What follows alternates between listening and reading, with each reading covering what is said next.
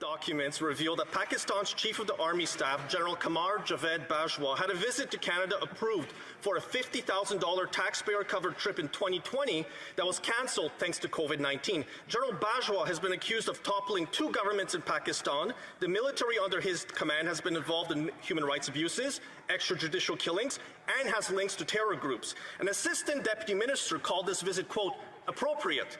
Does the defense minister share the same opinion that a $50,000 trip to Canada was appropriate for General Bajwa? Wow.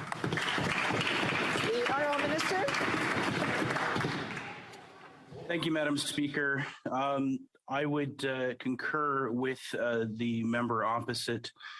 This situation is not appropriate. I am unaware of this current situation. I'd be happy to speak with the member opposite when I get further details. Thank you. The honourable member for Coast of Bay Central Notre Dame.